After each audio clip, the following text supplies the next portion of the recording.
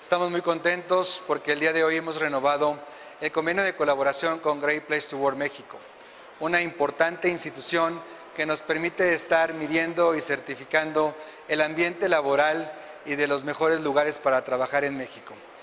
Hemos tenido el honor de contar el día de hoy con Michelle Ferrari para asignar este convenio y recibir una interesante plática que me parece que pudiera ser de manera muy particular del interés para las demás asociaciones del país. Quiero a través de este medio invitar a todas las empresas de la membresía de INDEX Nacional, a las 21 asociaciones, a que se sumen a usar los beneficios que este convenio de colaboración que hoy hemos signado para que sea en favor de toda la membresía de INDEX. Estoy seguro que así como hemos estado incursionando en temas muy importantes de la generación de empleo, de la atracción de inversión, del desarrollo de talento, de la generación de exportaciones, sea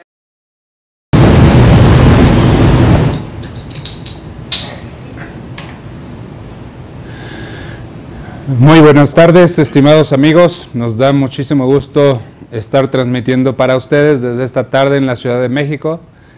Este tema que consideramos es de bastante relevancia también para ustedes. Hoy vamos a revisar cuáles fueron las reformas fiscales de 2019 y le vamos a dar un enfoque directo también obviamente a nuestras empresas de nuestro sector, nuestras empresas manufactureras de exportación. Tenemos unos cambios muy importantes que platicar con ustedes, que comentar con ustedes, y qué mejor que estar transmitiendo con ustedes desde esta Ciudad de México en la compañía de amigos también que me han ayudado, ustedes, como ustedes bien saben, a través del Comité Fiscal a lo largo de todos estos tiempos. Me da mucho gusto recibir a Ernesto Campo de nueva cuenta también, con quien ya hemos hecho algunas transmisiones, como ustedes saben, en el pasado. Y obviamente también con Juan Carlos Valles, con quien hemos estado trabajando al respecto, ¿no? Es un gusto estar transmitiendo con ustedes. Durante la presentación van a ver ustedes por ahí un link donde ustedes van a poder hacer sus preguntas. Mándennoslas. En la medida que podamos, vamos a resolverles, a tratar de responderlas de manera inmediata aquí.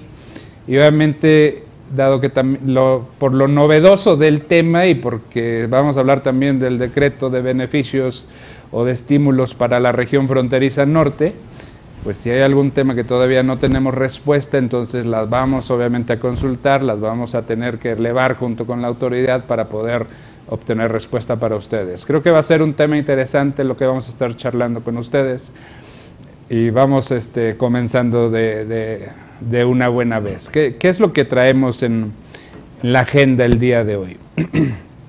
En la agenda para esta tarde lo que vamos a estar revisando con ustedes son los impactos que se están dando por los temas del incremento al doble del salario mínimo, como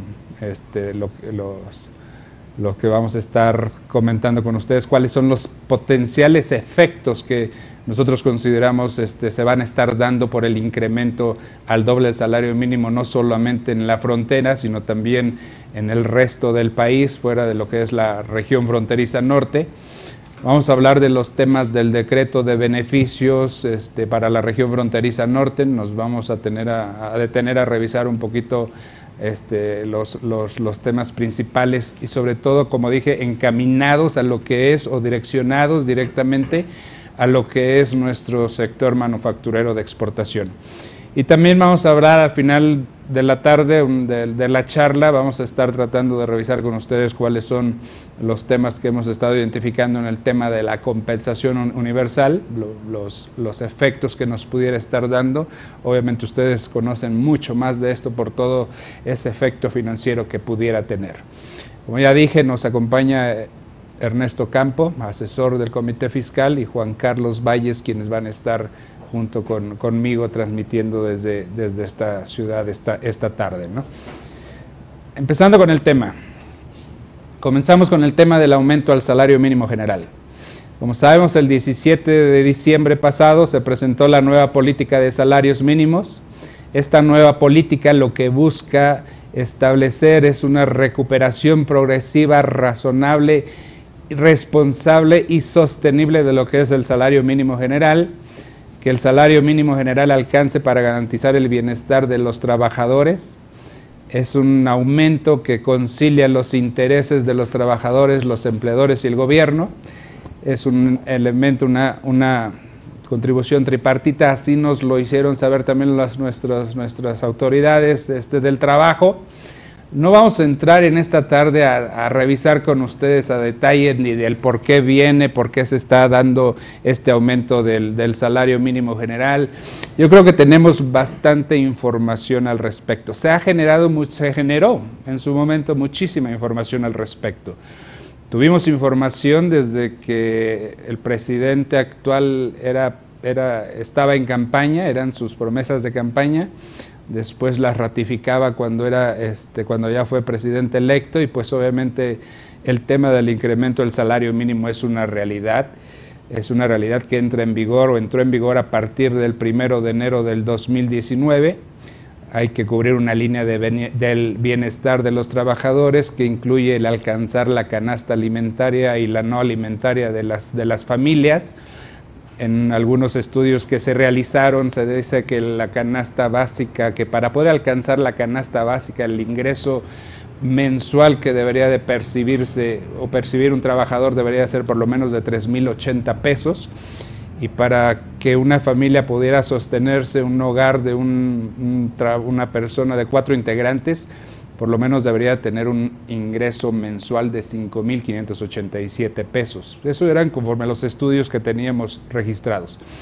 El incremento del salario mínimo general, pues ahora sabemos que tiene dos componentes también, desde el anterior actual que teníamos de 88.36 ya venía un componente. Uno de ellos es el monto independiente de recuperación, que lo que busca es recuperar el poder adquisitivo del salario. Y el otro componente pues es el incremento natural por los temas de inflación, ¿no? Por los temas inflacionarios. La MIR, que es el monto independiente de recuperación, nunca debería utilizarse como un referente para fijar los salarios o los incrementos de todos los demás salarios, ¿no? Todos estos salarios fueron diferenciados para el salario mínimo general, incluso con los salarios mínimos profesionales que se estuvieron también ajustando. Los salarios mínimos profesionales a partir del 1 de enero del 2019 para la zona fronteriza quedaron en 176 pesos, 176.72, que es el monto equivalente también al salario mínimo general que tenemos en la región fronteriza, ¿no? Y sí tuvo una variable para lo que es el resto del país en el salario mínimo general.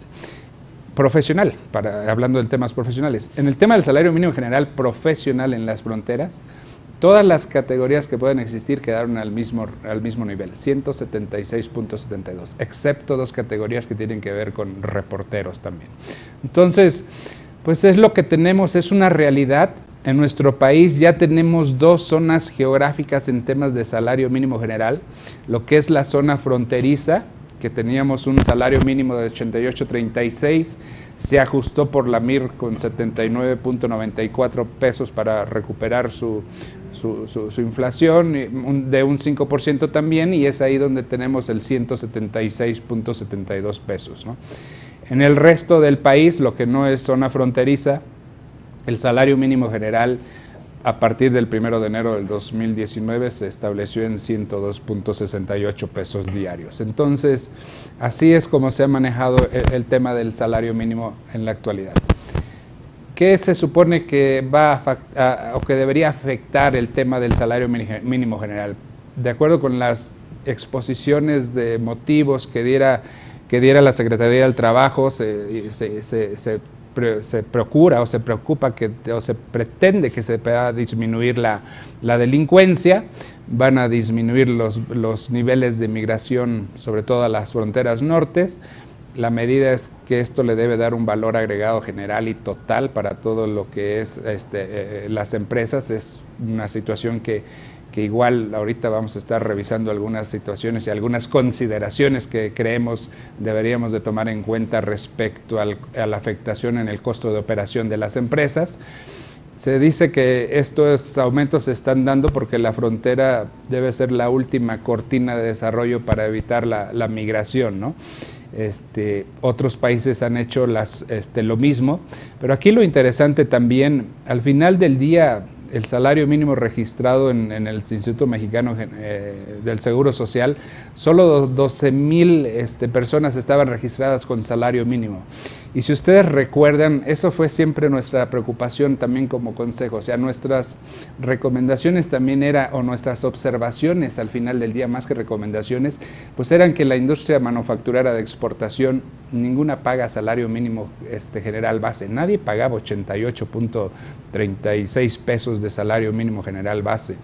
Eso, el salario que teníamos, yo creo, en promedio, no en la frontera, sino general, y así lo hicimos ver en las diferentes análisis que realizamos, era alrededor de entre 145 y 150 pesos de base, pero cuando le sumábamos todas las prestaciones adicionales que otorga la industria manufacturera, pues teníamos salarios que rebasaban incluso el doble del salario mínimo general.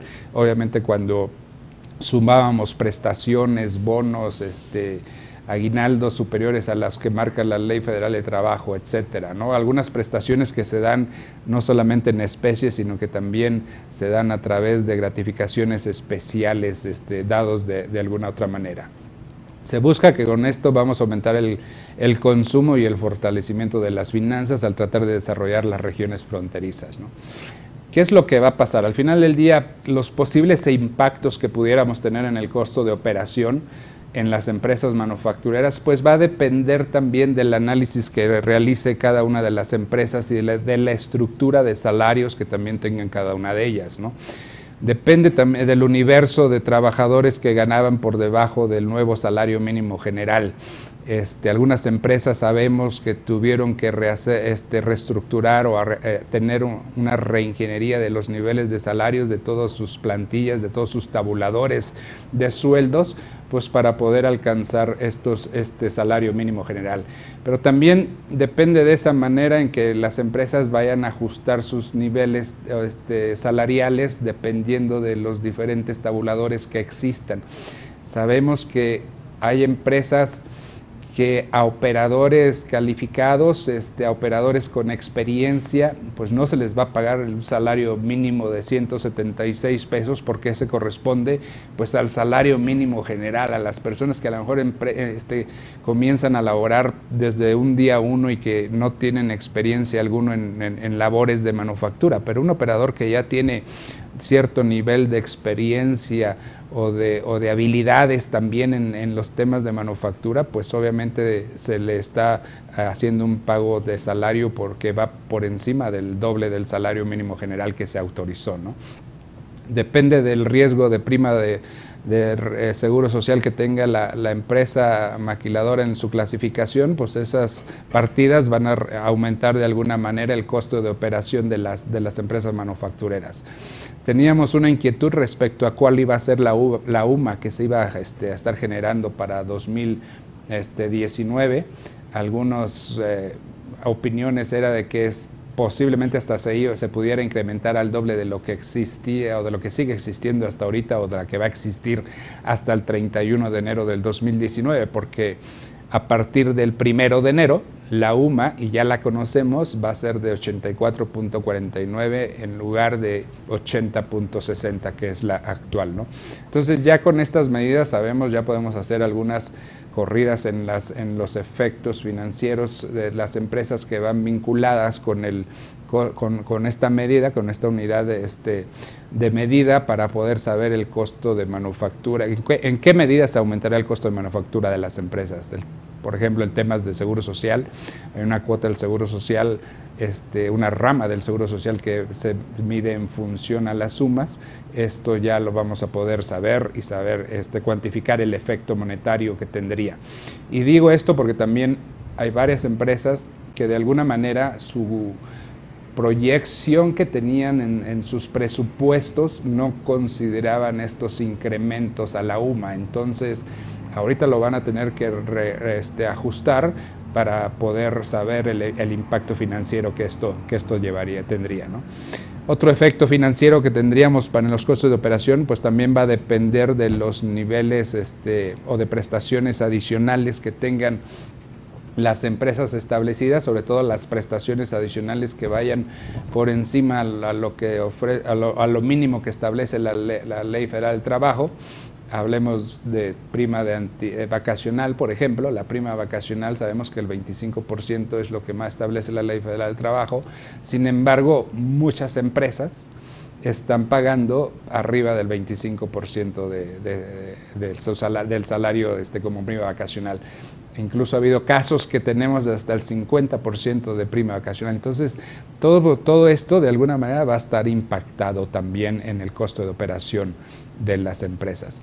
Un costo que se antoja que va a ser muy posible va a ser el costo de operación que nos trasladen los proveedores de servicios con los que tenemos contratados de alguna manera servicios especializados. Llámese, por ejemplo, por poner un ejemplo, la cafetería. Si tenemos un contrato de cafetería y la cafetería aunque incluye por platillo, pero para la elaboración de esos platillos también tenemos que nuestro concesionario pagaba salario mínimo a sus trabajadores, pues ahora a partir del 1 de enero en la frontera va a tener que aumentarles, les aumentó al doble del salario mínimo.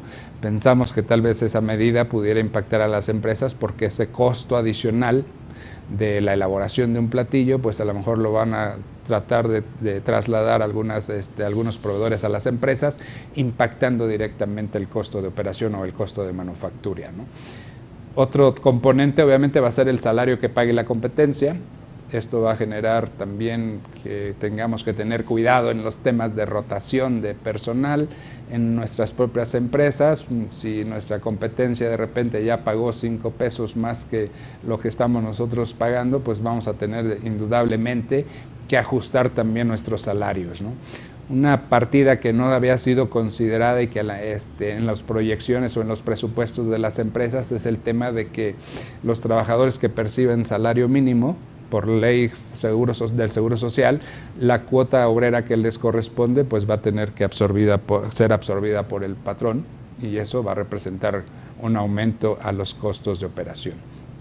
Lo que vamos a presentar enseguida pues va a ser un ejemplo natural, simple, sencillo de cómo pudiera estarse impactando el costo de operación de las empresas de manufactura. Vamos a suponer que tenemos un trabajador que hasta el 31 de enero del 2018 sí se le pagaba salario mínimo, pero teníamos una prima vacacional, o tenemos una prima vacacional del 30%, en lugar del 25%, tenemos un aguinaldo equivalente a 30 días, la UMA vale 80.60, y un tema también interesante, habría que recordar que por cada trabajador hay que generar una reserva de prima de antigüedad que es equivalente a 12 días por año y que está topada al doble del salario mínimo. Hasta 2018 quiere decir que el doble de los 88.36 por año era una reserva que se iba generando con base a la prima de antigüedad. Y asumamos también que a estos plantilla de trabajadores le estamos pagando 12 horas por semana durante un año. Entonces, con base en con estos parámetros, si tenemos un trabajador que se le pagaba salario mínimo de 88.36, el salario mensual eran 2.688, la parte proporcional de la prima vacacional de manera mensual son 13.25, un aguinaldo proporcional también al mes de 220.78, contribuciones sociales, que son el tema del seguro social, es la parte que le corresponde pagar al patrón para un trabajador de salario mínimo general con ciertas características y condiciones respecto a la prima de riesgo de trabajo. Tenemos impuestos sobre nóminas calculado al 2% de las remuneraciones pagadas a los trabajadores, y en la prima de antigüedad topada al doble del salario mínimo sobre una base anual de 12 días por año, ¿no? Y un fondo de ahorro que también es la parte proporcional que le corresponde pagar a la empresa de manera mensual en un año de trabajo. De tal suerte que a un trabajador de salario mínimo El costo promedio mensual que tenemos por sus remuneraciones es de 4,376 pesos y lo elevamos al año, son 52,514 pesos, más un tiempo extra que también alcanza casi los 13,000 pesos, 12,723, y tenemos un costo anual por ese trabajador de 65,238. Con estas premisas se hace el cálculo también de lo que es el trabajador 2, pero la diferencia con ese trabajador 2 es que ahora a ese trabajador se le pagaba un salario diario de 150 pesos, no se le pagaba al mínimo, pero sí se le pagaba 150 pesos, que no excedía el doble salario mínimo. Bajo esas mismas premisas, el costo total anual de operación de un salario trabajador, bajo esas mismas características, es de 107,000 pesos estimados. Y en un último trabajador 3, que ya quizá corresponde a un trabajador administrativo, donde su salario diario es de 450 pesos, el costo de operación por mantener ese trabajador con ese nivel nos estaría costando anualmente alrededor de 307,000 pesos. Ese sería el costo total del año por esos trabajadores, por esos 3 trabajadores, es 480,000 pesos, es lo que más o menos se estima que fue en 2018.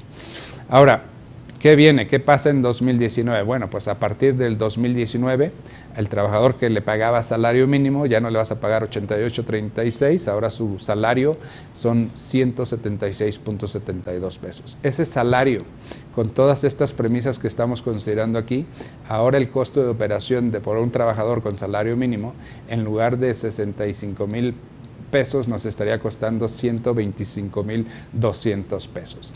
El equivalente, pero con el trabajador 2, que tampoco le vamos a pagar salario mínimo, aunque ya le pagaba a 150 pesos, no lo vamos a llevar, generalmente las empresas no lo llevaron a que se le pague un salario de 176 pesos diarios para equipararlo con el trabajador 1.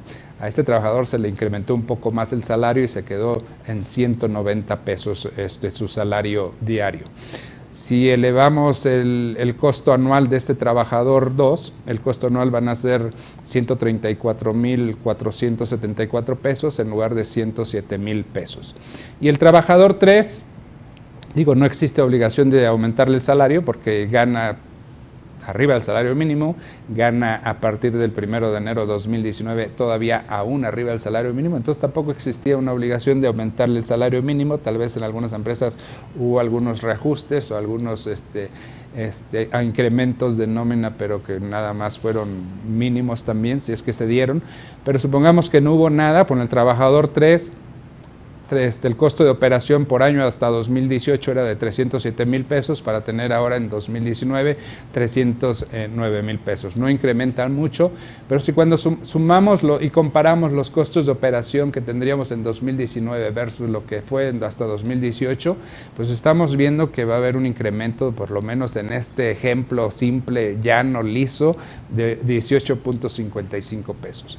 Algunas temas que hemos estado revisando con algunas de las empresas es que la estimación que sí se tiene es que esto pudiera, el incremento en las prestaciones nominales de los trabajadores en las empresas pudiera ser desde un 10% hasta un 20-25%, dependiendo también del nivel de prestaciones que tengan las empresas. Entonces, pues sí hay un efecto al final del día en el costo de operación. Aquí yo creo que todas las empresas sabíamos que esto se venía a venir, sabíamos desde los temas de que teníamos las promesas de campaña del presidente electo, y como dije al inicio, después de las promesas de campaña fueron ya los temas ya como presidente electo, y esta es la realidad. Al final del día, el costo de operación en el caso de empresas maquiladoras, manufactureras de exportación, pues va a estar vinculado de alguna manera directa con el nivel de ingreso que tenemos, porque recuerden que la manera que facturamos nuestro servicio de manufactura va en función total de costos y gastos de operación por los temas de precios de transferencia que tenemos como obligación de la maquiladora. Estos son los temas principales que vemos para el sector manufacturero, que están relacionados o vinculados con el tema del incremento al doble del salario mínimo. Cada empresa tiene que hacer sus corridas, cada empresa tiene que realizar sus ajustes, tiene que revisar también con sus áreas de recursos humanos cuáles van a ser los impactos. Indudablemente, en el caso de operaciones de manufactura de empresas maquiladoras, al aumentar el costo de operación, pues van a aumentar la utilidad, vamos a tener una utilidad por lo menos operativa mayor a la que teníamos hasta 2018, pero por el incremento natural de aumentar el salario mínimo general, ¿no? No sé, Juan Carlos, Ernesto, si hubiese algún comentario mínimo que ustedes quieran hacer al respecto, porque si no lo hubiera, pues vámonos adelante con el tema de la agenda, ¿no? El tema de lo que vamos a seguir tratando ahorita tiene que ver ahora con el tema del decreto de estímulos fiscales. Es un decreto de estímulos que también quizás teníamos una expectativa muy alta respecto al contenido del mismo y respecto a los efectos que pudiera tener para el sector manufacturero.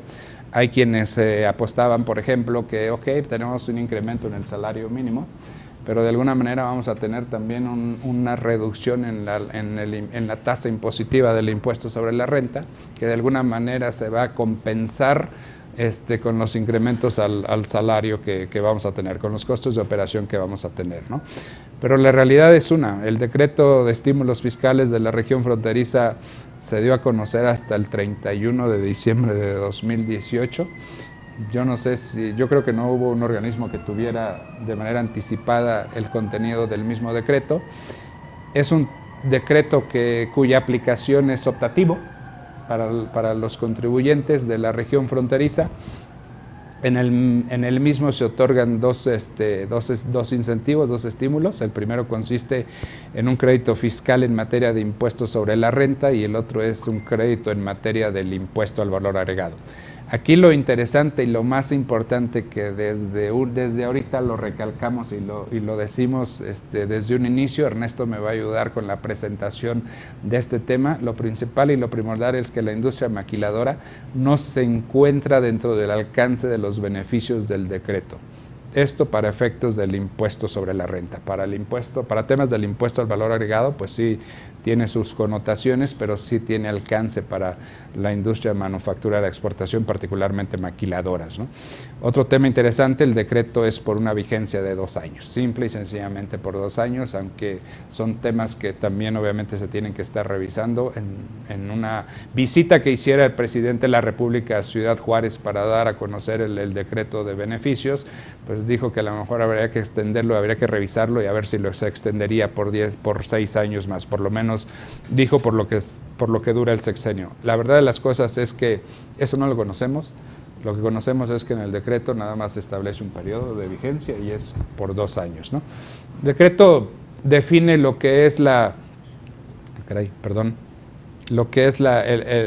frontera norte y obviamente para el tema de la frontera norte ya no se habla de que vayan a ser 20 o 30 kilómetros, lo que originalmente se escuchaba en las promesas de campaña o en las promesas que hiciera el presidente Andrés Manuel López Obrador. Simplemente ahora la distinción de lo que es la frontera norte se hizo a través de municipios. Para el estado de Baja California comprende 5 municipios que son Ensenada, Playas de Rosarito, Tijuana, Tecate y Mexicali. En Sonora es el estado donde más municipios tiene de lo que comprende la región fronteriza norte. Tenemos a San Luis Río Colorado, Puerto Peñasco, General Plutarco Elías, Caborca, Altar,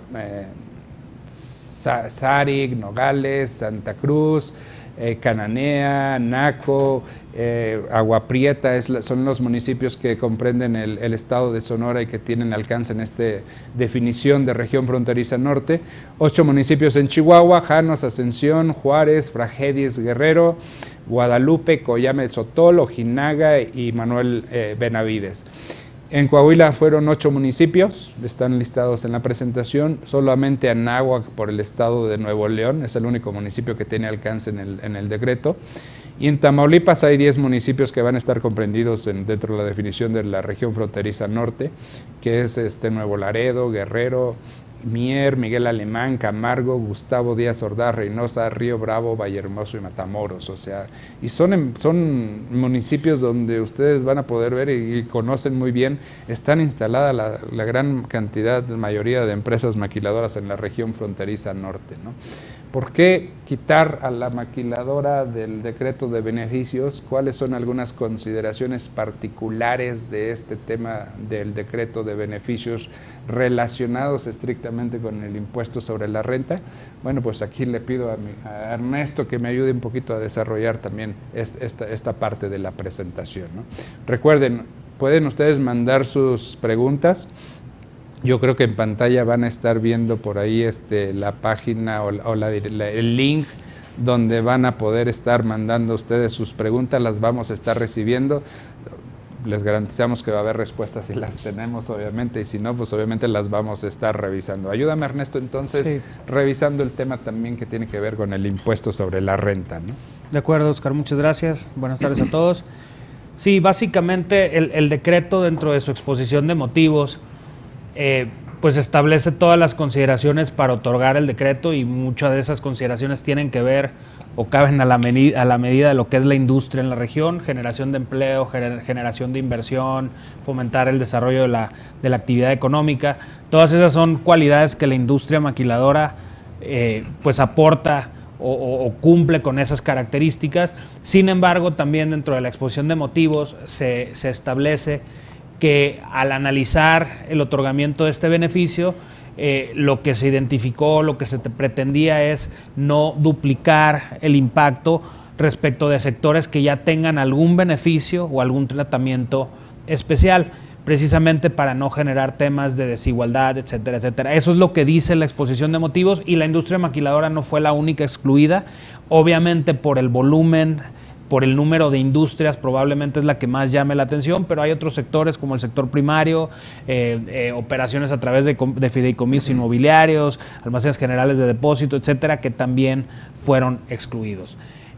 Respecto al tema de la industria maquiladora, lo que sí es una realidad es que la industria maquiladora siempre ha tenido un régimen especial de tributación, y desde la perspectiva de impuesto sobre la renta hay dos características o dos temas particulares que son muy relevantes. El primero es la exención que tiene un extranjero que contrata con la empresa maquiladora, la casa matriz o el principal, como generalmente nosotros lo llamamos, la exención que tiene de no generar un establecimiento permanente en México, o sea, una presencia fiscal. ¿Qué significa esto? Y así se ha ido dando este tratamiento a lo largo de los años, a partir del 2000, inicios de este siglo. Lo que significa es que todas las utilidades por las ventas de productos, obviamente los productos que se vendan fuera de México, toda la actividad de manufactura, toda esa utilidad no es gravada en México. ¿Por qué? Porque el extranjero, bajo condiciones normales, al tener inventarios, al tener maquinaria y al tener empleados, pudiera generar una presencia fiscal en México. Entonces, el principal beneficio que este sector ha ido cabildeando por muchos años es precisamente que el enfoque fiscal, o que la generación de recaudación fiscal, en lugar de ser a través del extranjero, sea a través de la empresa maquiladora, y es por eso que el extranjero cuenta con esta exención, a cambio de que la empresa maquiladora cumpla con reglas de operación de maquila, que son las del 181 de la Ley del Impuesto sobre la Renta, y también cumpla con reglas de precios de transferencia, lo cual también estas reglas ya a lo largo de los años se han ido modificando para incorporar un retorno adicional, no nada más a los costos y gastos de la maquiladora, sino también al nivel de activos que se utilizan en México y que son activos propiedad del extranjero. Entonces, ese es un beneficio que es muy, muy importante, y que no nada más le da protección en México al residente en el extranjero, sino este régimen de la exención se negoció y se cabildeó con el gobierno para evitar temas de doble tributación o cargas fiscales innecesarias, porque un extranjero, al gravar en México, pues no necesariamente va a poder acreditar los impuestos pagados en México. Entonces, este es el primer régimen especial o beneficio que tiene la industria. Y el otro beneficio que se da a partir de 2014, cuando a través de la reforma fiscal de ese año se limita la deducción de prestaciones exentas pagadas a trabajadores. En esa ocasión, la no deducibilidad de un porcentaje de esas prestaciones se dio de manera general, y a través de Index se logró demostrar que ese efecto particular tendría un efecto muy negativo para la industria. ¿Por qué? Porque la industria maquiladora de entrada es una industria que genera empleo, volúmenes importantes de empleos. Las industrias maquiladoras pagan prestaciones a sus empleados, prestaciones que una buena parte de esas prestaciones son exentas. Sin embargo, a diferencia de otras industrias, la industria maquiladora, ese costo o esos pagos que hacen los trabajadores los factura al residente en el extranjero como parte de sus ingresos de maquila, y sería totalmente injusto e ilógico que por un lado me obligues a facturar y a generar un ingreso por esas prestaciones, que por otro lado me estás negando la deducibilidad. Entonces, por esa razón se le otorgó a la industria maquiladora esa deducción adicional, que más que verlo como un beneficio fiscal, realmente, como lo vimos y como lo planteamos en todo momento, es que era una necesidad por las características muy particulares de la industria. Entonces, estos son los dos puntos que de entrada debemos de tener en mente. ¿Por qué? Porque obviamente el gobierno, al diseñar este nuevo decreto, identificó que ya tenemos estos beneficios, y para ir adelante y poder evaluar cuáles son los pasos a seguir, no hay que perder de vista lo que ya tenemos. Ahora, precisamente un tema que se está generando ahorita es en el mercado y con muchas empresas es, bueno, no tengo acceso al beneficio del ISR, que ahorita vamos a comentar a detalle cómo funciona. No tengo acceso, bueno, sigo siendo maquiladora o no. Ese es un tema que precisamente se debe analizar caso por caso. Precisamente la intención de este programa o de esta plática es darle los elementos para que ustedes puedan hacer una evaluación concreta, pero también de una manera que abarque todos los elementos. ¿Por qué? Porque si por un lado decimos, no, ya no voy a ser maquiladora, pues me expongo a perder la protección del EP, del establecimiento permanente, para mi casa matriz, lo cual le puede generar un impacto fiscal en México o en el extranjero. O por otro lado, también nos llevaría a perder la deducción adicional del decreto de Peña, que es como generalmente lo conocemos, lo cual en algunas empresas ese beneficio es mayor que el beneficio que pudieran tener con la reducción de la tasa del decreto de la frontera norte. Entonces, la idea es que ustedes tengan los elementos y que no nada más, cuando hagan sus evaluaciones, no nada más vean el diferencial del impuesto a pagar en México, sino tengan o tomen en consideración los demás elementos que implica el perder la exención del EP y el perder lo del decreto Peña. Un punto más de aclaración: el decreto es aplicable, si bien no es aplicable a las maquiladoras que tributen conforme al 181, ya sea paguen a través de APA o de Safe Harbor, sí es aplicable a otras empresas IMEX que no necesariamente son maquiladoras, pueden ser manufacturadas por contrato, pueden ser de servicio, etcétera, siempre y cuando cumplan los requisitos. Le aplica a las empresas Shelter y obviamente a cualquier otra empresa que no esté expresamente excluida. Aquí presentamos algunos cálculos precisamente para que ustedes puedan evaluar el impacto que tendría el aplicar el decreto de la frontera norte versus el decreto de Peña Nieto. Lo que tenemos aquí es una muestra de empresas que tienen un APA. Estamos incluyendo aquí si son intensivas en mano de obra o en capital, en activos. Tenemos su resultado fiscal, tenemos el ISR que están pagando actualmente y estamos simulando cuánto pagaría esa empresa si le quitaran o si dejara de aplicar el decreto Peña. Como pueden ver, obviamente la no deducibilidad de los sueldos exentos va a hacer que tengan una mayor utilidad y un mayor ISR. Y por otro lado, estamos comparando cuánto sería el pago del impuesto si pagan la tasa reducida, que aquí para efectos de simplificación estamos usando una tasa del 20%. Ahorita vamos a ver que la tasa no siempre es el 20%, pero para efectos ilustrativos. Y lo que podemos ver aquí es que en el caso de dejar de aplicar, o sea, ya ahorita como están pagando las empresas, están pagando una tasa menor del 20%. ¿Qué quiere decir esto? Que en caso de dejar de aplicar el régimen de maquila y pagar con el decreto de la frontera norte, estarían pagando más impuesto que el que pagan ahorita. Obviamente a estas empresas no les convendría evaluar un cambio. Por otro lado, para empresas que tienen Safe Harbor, por la mecánica del Safe Harbor, si recuerdan, el Safe Harbor básicamente, aunque no lo dice expresamente, a lo que te lleva es a que no facturas los no deducibles. ¿Por qué? Porque tú siempre tienes que llegar a una utilidad fiscal mínima y en función de esa utilidad a la que tienes que llegar y los gastos que tengas, determinas el ingreso. Entonces, si una empresa que aplica Safe Harbor dejara de aplicar el decreto Peña, pues la utilidad fiscal a generar en México va a ser la misma y el impuesto a pagar en México sería igual o sería menor con el tema con la tasa reducida. Sin embargo, lo curioso en estos casos es que al residente en el extranjero no le estarían facturando las deducciones exentas por la parte no deducible y eso le generaría un mayor impuesto al principal en su país de residencia, por ejemplo Estados Unidos, porque tendría una deducción menor. Y se generaría una distorsión también muy curiosa porque posiblemente a nivel contable la maquiladora estaría generando pérdidas porque tendría que generar menos ingresos para llegar a la utilidad mínima y estaría generando pérdidas contables, lo cual después tiene implicaciones en distribuciones de dividendos, etcétera. Entonces, esto es lo que tienen que ustedes evaluar al momento de analizar el impacto de este decreto.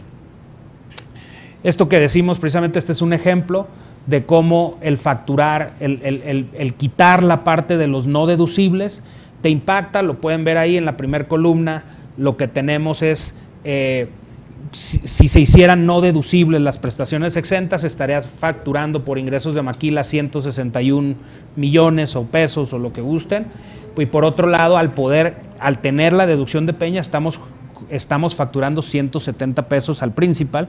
¿Por qué? Porque es una partida deducible y está el principal también tomando esa deducción. Entonces, eso es precisamente para que ustedes puedan tenerlo como contexto a la hora de hacer sus cálculos.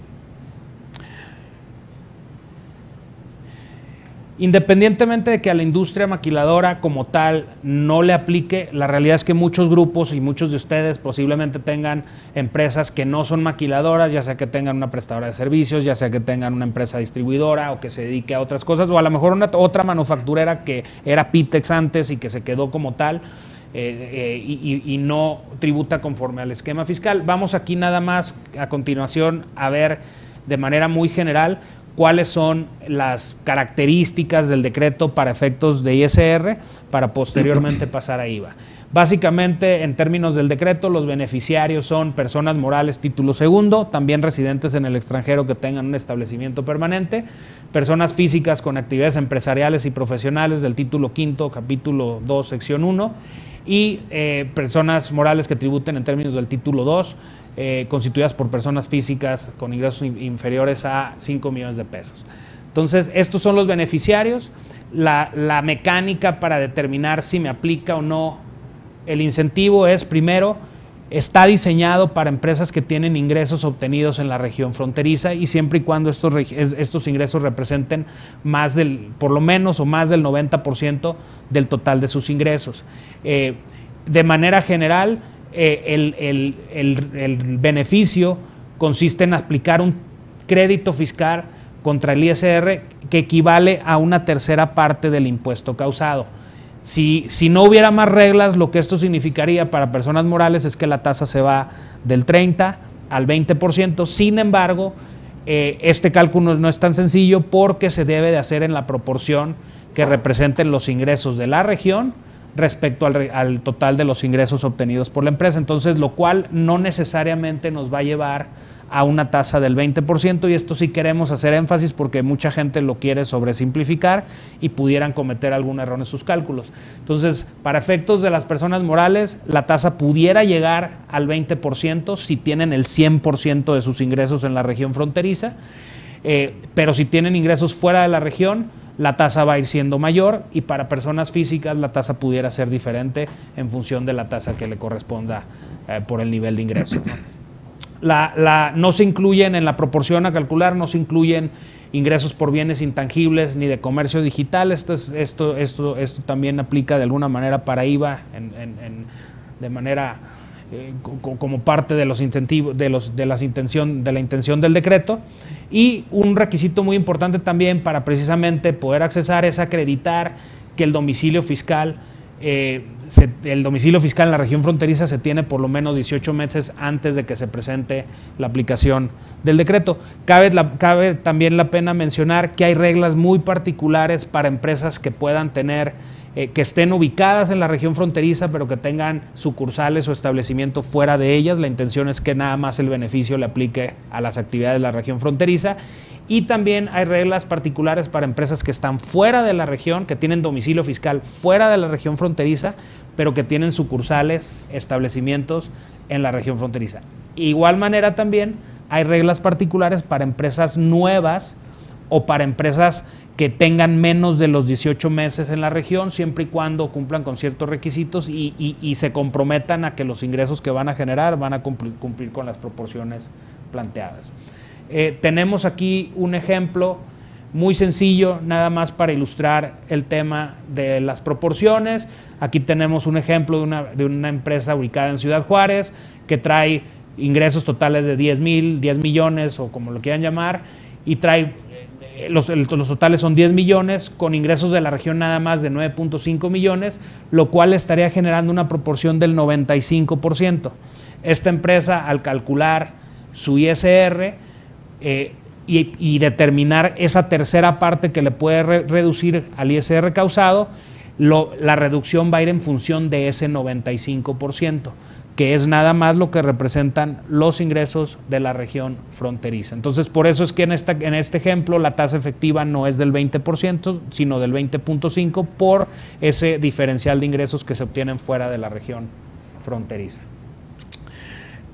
Ya para la aplicación o para poder obtener los beneficios del decreto, obviamente ya lo manejamos, lo del 90% de los ingresos en región, los 18 meses de permanencia o de estancia para poder tener acceso, y hay que estar inscritos en un padrón de beneficiarios en la región fronteriza. Ya se publicaron por ahí unas fichas de trámite y unas reglas para solicitar esta inscripción al padrón, y la inscripción debe de solicitarse o se debe hacer antes del 31 de marzo. Si se les pasa esa fecha, ya después ya no lo pueden aplicar.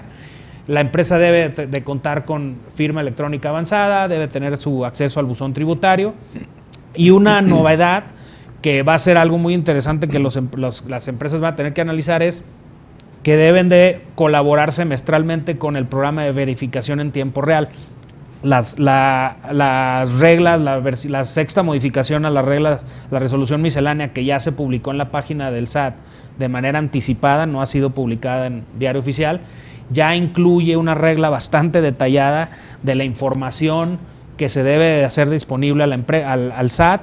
Trae una descripción de cómo el SAT te va a solicitar la información, y obviamente cualquier incumplimiento o cualquier negativa o cualquier falta de colaboración por parte de la empresa en este programa se va a considerar como un incumplimiento, lo cual te saca del beneficio y después hay que pagar cualquier beneficio aplicado indebidamente. Las facultades del SAT es básicamente, el SAT tiene que emitir una resolución una vez que la empresa solicita su inscripción. El SAT debe de notificar su inscripción para efectos de empezar a aplicar el beneficio. Lo debe de hacer dentro de un mes, del mes siguiente a la fecha de la presentación. Aplica la negativa ficta, o sea, si no te contestan, se considera que te negaron la solicitud. Y un tema también es que cuando tú presentas la solicitud, el SAT tiene el derecho, la facultad de pedirte información, te va a dar 5 días, te va a pedir información 5 días, dentro de los siguientes 5 días hábiles después a la fecha de que tú presentes la solicitud, y te va a dar un plazo similar para que tú contestes. Si no contestas, se entiende que el contribuyente se desistió de la solicitud. La autorización tiene vigencia de 1 año, lo cual significa que una vez que la obtienen, el próximo año la van a tener que volver a solicitar. Si lo aplican automáticamente, lo están aplicando de manera indebida. Obviamente, al darte un beneficio, el SAT tiene también la facultad de darte de baja en el padrón, siempre y cuando el contribuyente lo solicite por alguna razón que convengan sus intereses. A lo mejor no quiere para cumplir con los requisitos, no puede. Es optativo, como lo dijo Oscar al inicio, y obviamente una vez que estén dados de baja del padrón, se tiene que presentar complementarias porque pierdes el derecho de aplicar el estímulo por todo el año. Entonces, si ya lo aplicaste en algunos meses, te vas a tener que regresar, vas a tener que presentar complementarias con actualizaciones y recargos. Y también hay una regla muy interesante con la cual hay que tener cuidado, es el tema de que si por omisión o teniendo el derecho a aplicarlo, la empresa no lo aplica, vamos a suponer que en un pago provisional les dio un impuesto y no aplicaron el beneficio, se considera que estás perdiendo o estás desistiéndote del hecho de seguir aplicándolo, ¿no? Lo cual implica que todos los años deben de hacer su procedimiento y sus cálculos para aplicarlo, porque si no pierden el derecho por todo el ejercicio. La autorización la podrá revocar el SAT siempre y cuando el contribuyente no presente la renovación o se deje de cumplir con algún requisito de los establecidos en el decreto, lo cual es muy importante que revisen a detalle, porque cualquier incumplimiento, el SAT después a través de una revisión puede llegar, puede ejercer facultades de comprobación y puede determinar que aplicaron el beneficio de manera incorrecta, ¿no?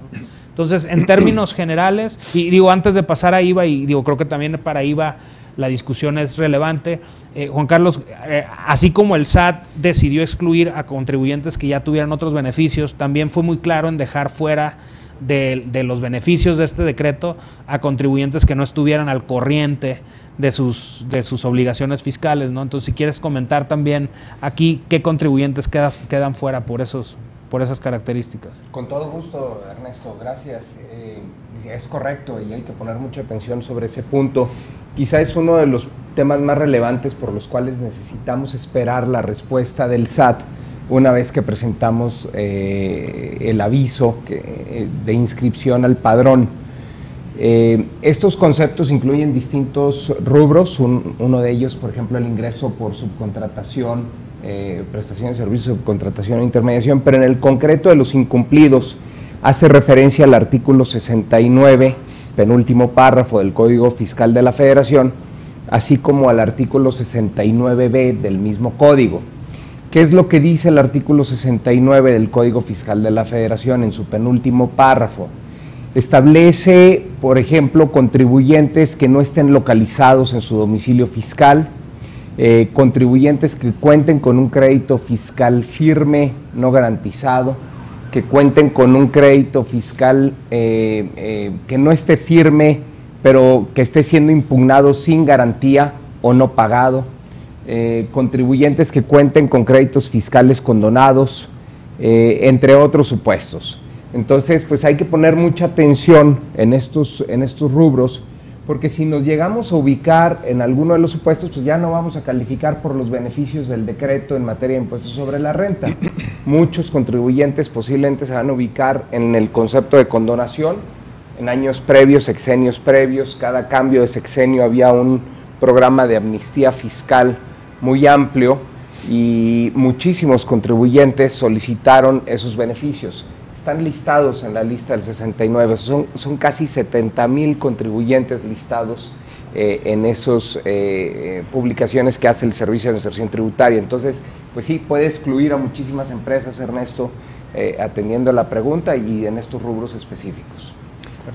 O sea, pórtate bien, porque también te portas mal, también voy contra ti, voy con todo, ¿no? También, o sea, hay una ley también ahí de transparencia, también la ley de confianza ciudadana también es un tema interesante, ¿no? O sea, hoy en día no tienes que estar en la lista negra, aunque tengas derecho a aplicar el decreto del beneficio del decreto de la frontera, si por alguna razón estuviste en la lista negra, cualquier motivo que haya sido, automáticamente te deja fuera, ¿no? Te deja fuera. Okay. Es correcto, y sí, esta ley de confianza ciudadana que se está debatiendo en el Congreso. En este mismo aviso se está requiriendo, por ejemplo, subir algunas manifestaciones bajo protesta de decir verdad. Se está confiando en el contribuyente, pero sí es muy claro la disposición en establecer un límite de a quiénes aplica y a quiénes no aplica. Y al encontrarse establecido en decreto, pues es viable, es factible, es una facultad del Ejecutivo establecer ese tipo de limitantes y entonces, si se encuentra en el supuesto, pues el contribuyente queda excluido de los beneficios. Perfecto. ¿Qué pasa en materia de IVA? Vamos a revisar lo que viene también en materia de impuesto al valor agregado para este tema de la frontera norte. Al final del día, hay particularidades respecto al beneficio en materia del impuesto al valor agregado, y habría que recordar y de inmediatamente revisar que los requisitos para acceder al estímulo fiscal en materia de IVA son totalmente diferentes, o son diferentes a los requisitos en materia de impuestos sobre la renta, ¿no? En materia de IVA, toda persona física o moral que realice actos o actividades en establecimientos ubicados dentro de la región fronteriza norte, pues van a poder acceder también a este estímulo, que básicamente consiste en un crédito fiscal del 50% de reducción, del 50% de la tasa existente. Al final del día, no se está reduciendo la tasa de impuesto a la renta. La tasa de impuesto a la renta continúa, pero del 16%, pero se da un crédito fiscal para poder reducirla bajo ciertas características y condiciones. Y aquí le pediría a Juan Carlos si me puede ayudar también a desarrollar el tema de la charla de esta tarde respecto a los estímulos en materia de impuesto al valor agregado, ¿no? Con todo gusto, Oscar, muchas gracias. El primer punto es precisamente lo último que señalas. ¿El beneficio en qué consiste? El beneficio no consiste en una reducción de la tasa del impuesto al valor agregado. Es decir, no se modifica a través de decreto la tasa del 16% a una tasa del 8%. Esa no es una facultad que tendría el Ejecutivo vía decreto. Lo que el Ejecutivo tiene facultad vía decreto es de dar un estímulo fiscal. Como sabemos, los estímulos fiscales tienden a beneficiar cierto sector, giro, gremio, o desincentivar también algunos sectores o gremios. Y con ello, pues básicamente se está dando, como tú bien lo mencionabas, un crédito que consiste en la reducción del impuesto al valor agregado causado. El lenguaje podrá ser sujeto de mucho debate y lo ha sido. Sin embargo, lo que es claro es que el Ejecutivo está otorgando un estímulo fiscal que consiste en reducir el IVA causado hasta en un 50%. Y cuando digo IVA causado me refiero a quién, a los contribuyentes que tú mencionabas.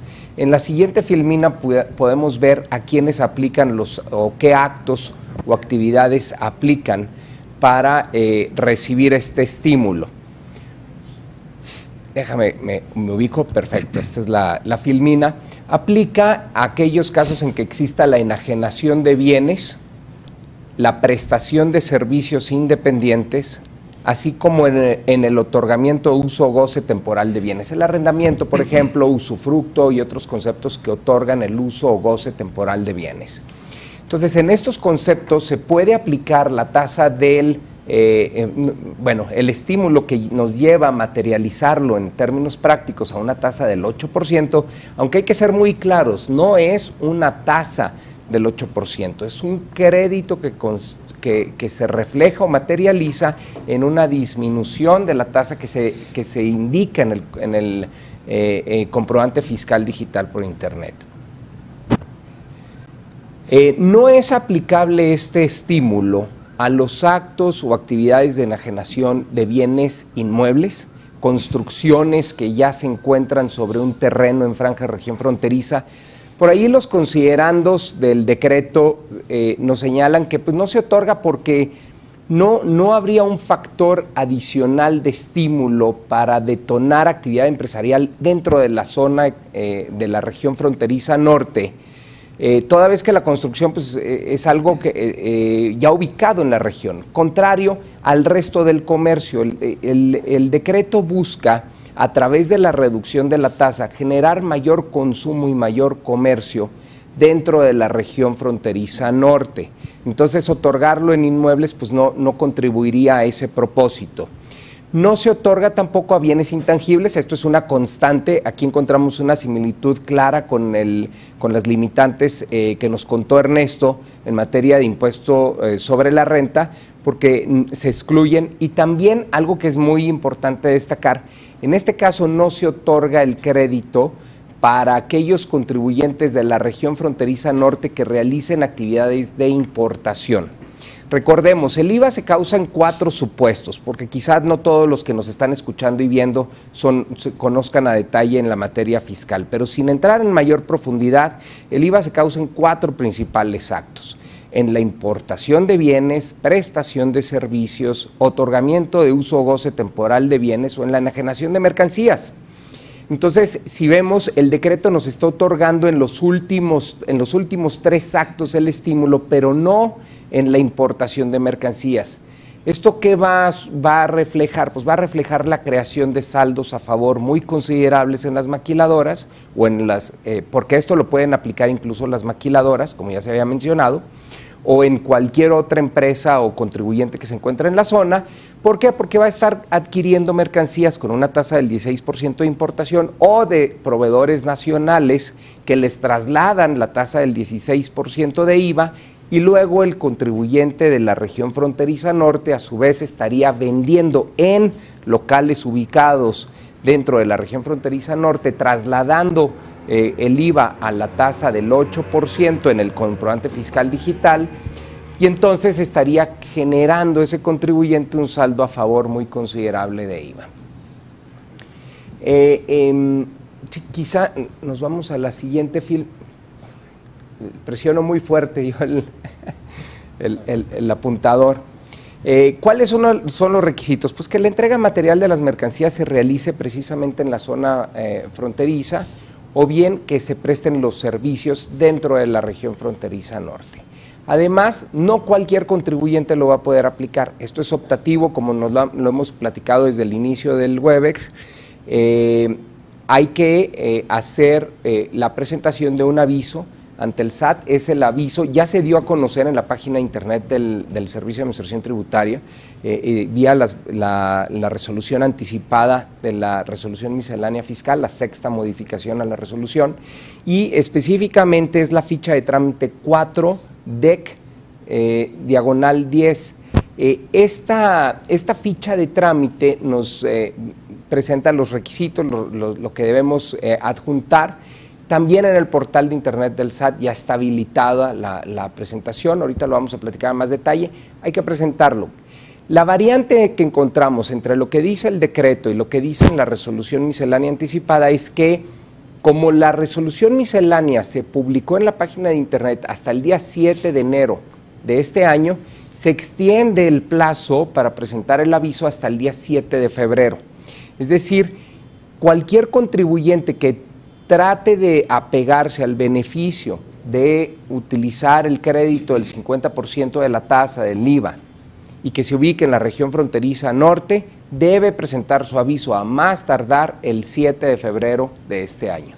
Si el contribuyente ya ha venido operando con un domicilio fiscal o sucursal en la franja región fronteriza norte y no presenta el aviso a más tardar el 7 de febrero de este año, perderá el derecho de ejercer la opción para poder gravar los actos o actividades a la tasa del 8%. Entonces, este es un tema muy importante, hay que tomarlo en cuenta y pues considerarlo para presentar los avisos correspondientes y tener la posibilidad de entonces trasladar con una tasa del 8% utilizando el estímulo del decreto. ¿Quiénes no pueden aplicar este estímulo? En materia de impuestos sobre la renta, pues es una lista bastante extensa y larga de aquellos contribuyentes que quedan excluidos. En materia de IVA, la lista es mucho menor.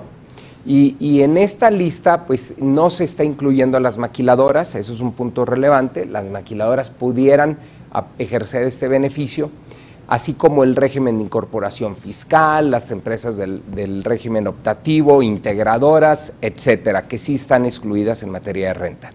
Aquí no pueden presentar la solicitud aquellos que estén en el artículo 69 o artículo 69B, ambos del Código Fiscal de la Federación, que ya lo platicamos hace unos momentos. No es necesario quizá reiterar quiénes se encuentran en esos supuestos. Y tampoco se puede, como ya habíamos mencionado, por la venta de bienes intangibles, y tampoco por la venta de contenido digital, por ejemplo, servicios de streaming que se baja por internet. ¿Cómo se presentaría el aviso? El aviso, pues hay que ingresar a la página de internet del SAT que ya habíamos platicado. Aquí se muestra, esto lo que ustedes ven en pantalla se obtiene de la misma página o portal del SAT. Y lo pusimos pues simplemente para ejemplificar y ver qué tan sencillo es presentar este trámite. Hay que ingresar y luego hay que entrar a la sección específica de solicitudes en el menú de servicios de Internet o servicios por Internet. Una vez que ingresamos a ese vínculo específico, se despliega la pantalla donde vamos a poder indicar el estímulo en frontera. Vienen dos pestañas, una que es el estímulo de IVA para la zona fronteriza norte y otro que es el estímulo para impuestos sobre la renta en la franja fronteriza norte. Los dos se manejan en forma de aviso, no obstante que el de renta en decretos se señala que se trata de una solicitud, no obstante en la página de internet es un aviso. Aquí vamos a encontrar los dos. Quien quiere ejercer ambos va a tener que hacer dos trámites, pero en el caso de IVA, pues se selecciona y ustedes ven en la segunda flecha roja de la columna o del lado derecho de la página. Ahí ustedes seleccionan el estímulo específico que desean aplicar y luego surge alguna de las interrogantes que hemos venido platicando, Oscar. Pues ¿a quién se dirige? O sea, no nos da la opción la misma pantalla. Y pues ahí lo que se ha concluido es a servicios de asistencia al contribuyente que competa al domicilio fiscal y al tipo de contribuyente del que estamos hablando, si es gran contribuyente o no, y entonces dirigirlo hacia ellos. Dirigirlo de manera general al Servicio de Administración Tributaria, claro que es viable, es posible señalarlo como tal, aunque no es lo más propio ni recomendado. Hay que también tener en cuenta que la ficha de trámite nos está pidiendo que adjuntemos manifestaciones bajo protesta de decir verdad. Estas en función de ¿qué? De que no nos ubicamos en alguno de los supuestos del artículo 69 del Código Fiscal de la Federación, que no nos ubicamos en el 69B del Código Fiscal de la Federación, sea por presuntos o definitivos, o bien que en el caso de que hayamos tenido transacciones o operaciones con algún EFO, quien haya dado un efecto fiscal, operaciones simuladas, y se encuentra nuestro proveedor en el 69B del Código Fiscal de la Federación, que nosotros hayamos presentado como contribuyente solicitante del aviso, hayamos manifestado y proporcionado la información para demostrar que sí se recibieron las mercancías adquiridas o el servicio contratado y que se señala en el CFDI que nos emitió ese contribuyente llamado EFO. De lo contrario, no vamos a poder acceder al beneficio de IVA. Y esto es muy importante y hago énfasis en esto, Óscar, Ernesto, porque el Código Fiscal de la Federación en el artículo 69B nos da la opción de poder desvirtuar esa presunción o esa inexistencia que se señala para los comprobantes que emite nuestro proveedor dentro de un plazo de 30 días siguientes a la publicación de la lista definitiva de EFOS. Sin embargo, también como una alternativa a ello, el contribuyente puede optar por autocorregirse y entendiendo por ello básicamente revertir el efecto fiscal que se le hubiera dado a esos comprobantes, desconociendo la deducción que se solicitó en el pasado, por lo tanto pagando el impuesto sobre la renta con actualizaciones y recargos que corresponda y con el reintegro del IVA que se hubiera acreditado, pagando también actualizaciones y recargos, trayendo al contribuyente a un nivel de cumplimiento sin afectación al fisco federal. Esto es algo que muchos contribuyentes han hecho en la práctica cuando se trata sobre todo de transacciones menores donde su proveedor fue no localizado y lo listaron como EFO, o donde el proveedor ya no existe, cerró su negocio, su operación y ya no lo podemos ubicar, localizar y quizás sea incluso el motivo por el cual está listado como EFO por el contribuyente, pero que sí, no obstante, pues sí existía materialidad y una transacción real detrás de ese comprobante. Pues muchos contribuyentes optan por revertir el efecto fiscal para estar en cumplimiento en lo individual, no obstante el incumplimiento del proveedor. Bueno, ese supuesto no va a calificar para los beneficios del estímulo fiscal de IVA. Por lo mismo hago el énfasis, creo que me extendí en el comentario, pero era importante manifestarlo. Ahora, Vamos hacia adelante en la presentación. Y en este cuadro se presenta de manera muy resumida, gráfica. Esto también lo obtuvimos de la página de internet del Servicio de Administración Tributaria, pero es muy descriptivo y nos gustó y por eso está incluido aquí. Básicamente el contribuyente ingresa al portal, presenta el aviso para aplicar el estímulo. Insisto, en el caso del IVA es el 4DEC10. Luego que se hace esto, el Servicio de Administración Tributaria va a verificar que este contribuyente que está solicitando está en la lista de contribuyentes obligados y que tenga el código postal dentro de la franja o región fronteriza. Luego habilita al contribuyente para el uso del estímulo a fin de poder generar comprobantes fiscales digitales con la aplicación del crédito del IVA al 50%. Esto ya viaja al procesador de PAC para que entonces podamos estar emitiendo los comprobantes fiscales. Quiero hacer aquí una precisión, aquí me concentro porque en las siguientes filminas, Oscar, vienen algo de lenguaje que quizá la audiencia lo pueda ver, pero sin entretenerme en mayor detalle en ese lenguaje.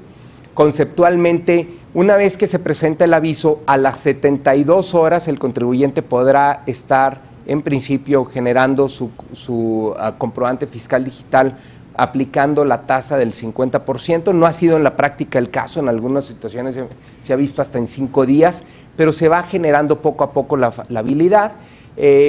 Luego, el contribuyente, hay que precisar lo que mencionabas desde un principio, contablemente, fiscalmente, es conveniente seguir registrando los actos grabados a una tasa del 16%, no obstante que en el CFDI, como lo vemos en pantalla, vamos a poder utilizar una tasa del 8%, es decir, y hago énfasis en esto, no se modifica a través del decreto la tasa del IVA, se da un crédito que se puede aplicar en el CFDI equivalente al 50% de la tasa.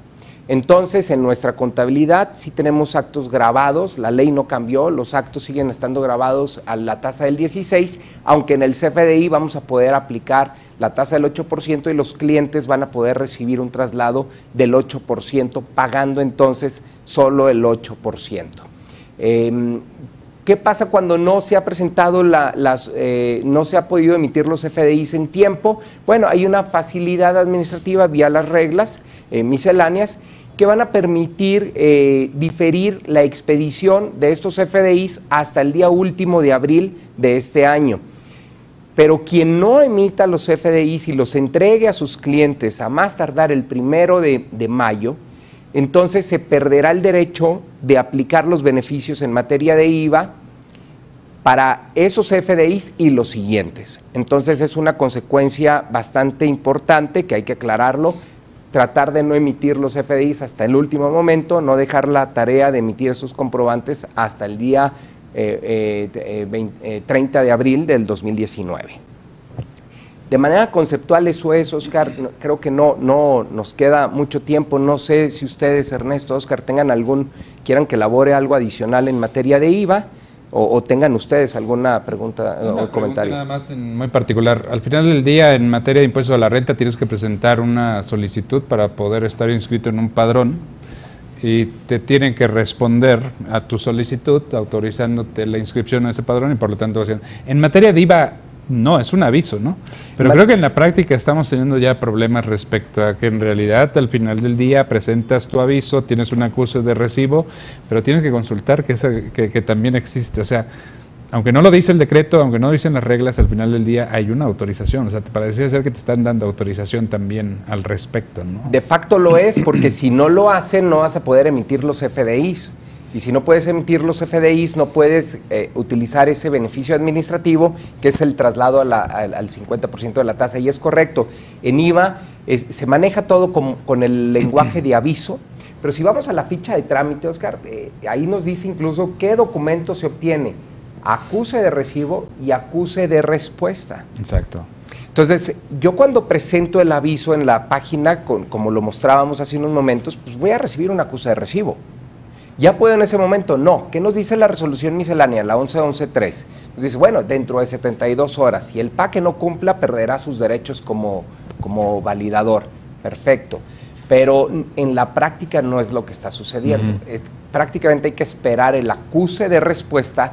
Tal pareciera que estamos siendo inscritos en lugar de presentar un aviso como lo señalas. Y yo creo que como sector maquilador, al final del día, nuestras ventas de exportación van a ser, o nuestros ingresos por servicios de exportación siguen siendo a tasa 0% de IVA. No tenemos que presentar aviso para reducir 0 a 0, ¿no?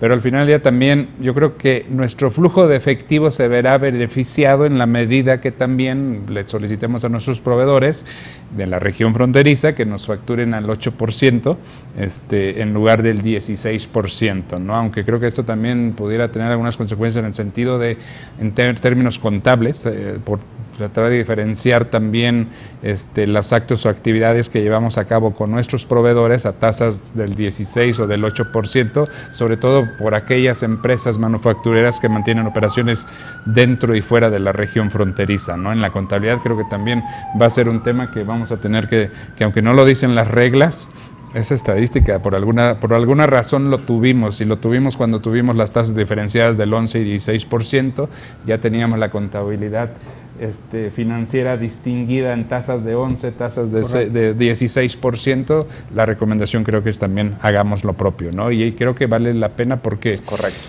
Va de la mano o vinculado también con el siguiente tema que queremos hablar, que tiene que ver con el tema de la compensación universal al final del día. En este tema de compensación universal, muy rápidamente, nos eliminan esta facilidad que tenemos los contribuyentes de compensar nuestros saldos a favor de contribuciones y poderlos aplicar contra saldos a cargo en otras contribuciones o incluso en retenidos a terceros, ¿no? Contribuciones que se retienen a terceros. Esto así lo establece el artículo 25, fracción sexta de la Ley de Ingresos de la Federación para 2019. ¿Qué quiere decir esto para nosotros en términos de industria manufacturera? Que nuestros saldos a favor de IVA no los podremos compensar contra impuestos sobre la renta a cargo o contra impuestos sobre la renta retenido a terceros. Eso fue lo que se dice en la Ley de Ingresos de la Federación, que fue aprobada en el Congreso y dada a conocer. Se publica en el Diario Oficial de la Federación.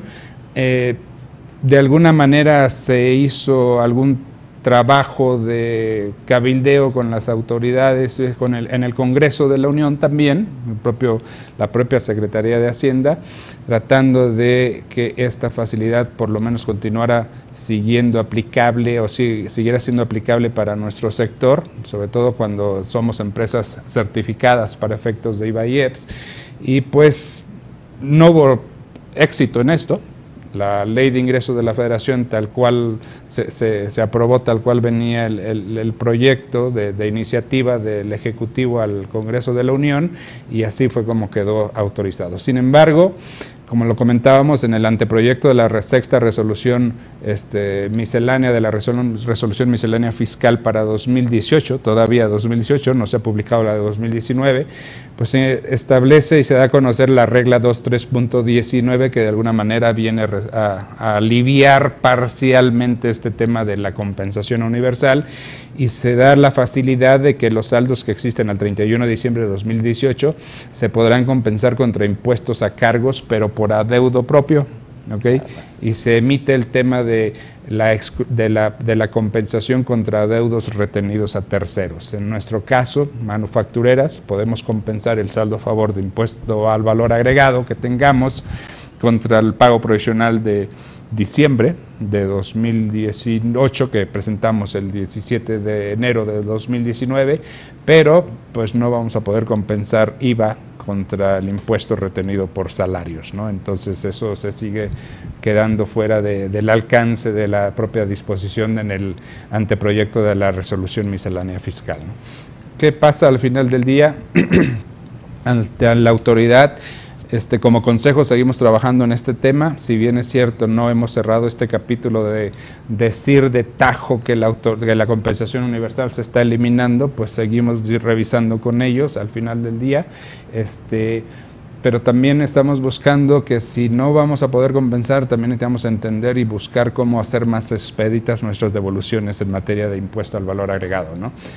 Pero también hay que tener en consideración que una de las principales razones por las cuales a veces nos tenemos que mover a compensaciones en lugar de seguir con la devolución, pese a que tenemos esos beneficios a través de las reglas de certificación de que si somos empresa AAA nos deben de devolver nuestros saldos a favor en un término de 10 días, pues sabemos que existe una serie de requerimientos que emite la autoridad con un volumen de información que solicitan bastante extenso, lo cual es complejo de entender también porque se supone, como dije, somos empresas certificadas, somos empresas que logramos cumplir con un cierto perfil de confiabilidad ante la autoridad y simple y sencillamente esta situación de alguna manera no se está reconociendo, ¿no? Hay que tener en cuenta que en nuestro país hay cerca de 6.300 programas IMEX autorizados, de los cuales 1.600 aproximadamente son programas IMEX que operan como industria maquiladora en los términos del artículo 181, 182, 183, incluso las empresas Shelter que operan con un programa IMEX, son empresas maquiladoras, 1.600. Y hay otras 2.180 empresas que son que operan con un programa IMEX, pero que también son certificadas, pero que no son maquiladoras, ¿no? Y nos dejan después como 2.520 empresas que tienen un programa IMEX, pero que de alguna manera no están certificadas. Y esas empresas que no están certificadas y que tampoco tienen garantizado su interés fiscal por el tema del IVA, las importaciones temporales, pues es interesante saber qué está pasando ahí con ellas, ¿no? Al final del día, cómo administran un programa IMEX cuando al final del día también tienen que pagar un impuesto al valor agregado por el tema de sus importaciones temporales, o sea, cuál es el beneficio que le están sacando también a su programa IMEX. No sé si en temas arancelarios tengan algún beneficio distinto al impuesto al valor agregado, pero esas 2.520 empresas también nos están generando cierta preocupación al respecto, ¿no? Y en el tema de las devoluciones de IVA. Luego lo vemos y lo comparamos con el tema del decreto. En el caso del decreto, para la región fronteriza, si vamos a hablar de tasas competitivas del 6% de IVA, quizá nuestros proveedores resulte que ahora también van a generar o comenzar a generar saldos a favor de impuesto al valor agregado. ¿Cómo se puede dar esto? Supongamos y asumamos por un minuto que la empresa manufacturera, la empresa maquiladora, compra insumos relacionados con papelería a un proveedor en Ciudad Juárez también. Si este proveedor, por ejemplo, adquiere sus insumos que nos va después a enajenar en el interior del país, los va a estar comprando a la tasa del 16% de IVA. Si los importa, porque las importaciones no están sujetas al estímulo fiscal del crédito, lo vas a tener que pagar el 16%, entonces sus adquisiciones son al 16%, pero nos va a trasladar IVA al 8%, obviamente le va a generar un saldo a favor. Ese saldo a favor, si no lo puede compensar contra impuesto de la renta o contra el propio IVA, porque tampoco lo puedes compensar contra IVA de importación, implica que también va a generar saldos a favor. Y esos saldos a favor, más los saldos a favor de la industria maquiladora, pues va a ser todo un cuello de botella también. Entonces, ¿cómo lograr y hacer que tengamos devoluciones expeditas más rápidas y eficientes también en nuestro país? Entonces, obviamente también como consejo tenemos que ser proactivos en ese tema y necesitamos saber cuánto vale el IVA que tenemos generados en las empresas maquiladoras. Tenemos empresas maquiladoras, casos de empresas maquiladoras que tienen saldos a favor de años incluso distintos a 2018, o sea, empresas que encuentras con saldos a favor de 2016, todavía 2017, que todavía tienen pendientes en devolverles esos ejercicios. Creo que estamos hablando ya de un tema crítico y que vamos a tener que empezar a resolver, pero necesitamos saber cuánto vale. Y para ello también es importante que la participación de la membresía. Y sí vamos a lanzar una encuesta con ustedes. Ahí dice que la vamos a mandar el día 17, el día de mañana. Vamos a hacerle un pequeño ajuste, pero necesitamos la participación también de todas las empresas afiliadas a este organismo, primero, para saber y conocer ¿por qué qué es lo que los lleva a tomar una decisión de optar por una compensación versus una devolución? Y sobre todo los saldos a favor, de cómo se componen pues sus saldos a favor al 31 de diciembre de 2018. Ese número, ¿por qué es importante? Porque necesitamos hacerle ver a la autoridad de cuánto IVA tenemos nuestras empresas, el grado de riesgo que estamos teniendo nuestras empresas por el tema del flujo de efectivo que estamos perdiendo o nuestro capital de trabajo, así directamente, ¿no? ¿Por qué? Porque ese flujo genera intereses, Son intereses que también son caros para la empresa manufacturera al estar subsidiando también eso nosotros y no mover nuestros flujos de efectivo. Es muy importante la participación de las empresas. Esta encuesta, el día de mañana lo que sí vamos a lanzar va a ser una circular haciendo la invitación a las empresas para que por favor participen, nos ayuden con datos respecto a la encuesta que vamos a hacer. Y ya para el día viernes vamos a estar mandando un link donde van a poder encontrar la encuesta per se. Vamos a dar un plazo para que las empresas nos respondan.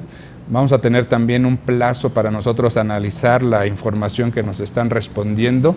Vamos a presentarle a las empresas que nos hayan respondido los resultados también de estas encuestas. Y sobre todo, lo más importante, es importante tener esta información porque la necesitamos para poder dar el siguiente paso de que nos entienda la autoridad de la magnitud del problema del flujo de efectivo que estaremos trabajando. O sea, hay empresas y créanme, empresas que tenemos de saldos a favor hasta de 250 millones de pesos. Yo creo que eso es una barbarie, ¿no? Es una barbarie también.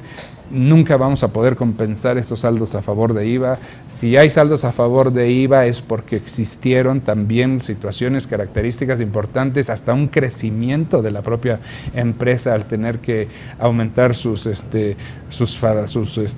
instalaciones, una nueva adquisición de un inmueble y que por situaciones adversas también al manejo de flujo de efectivo para la autoridad nos está llevando a esta situación, ¿no? Entonces, les convoco a que participen en esta encuesta que vamos a estar lanzando el día de mañana, ¿no?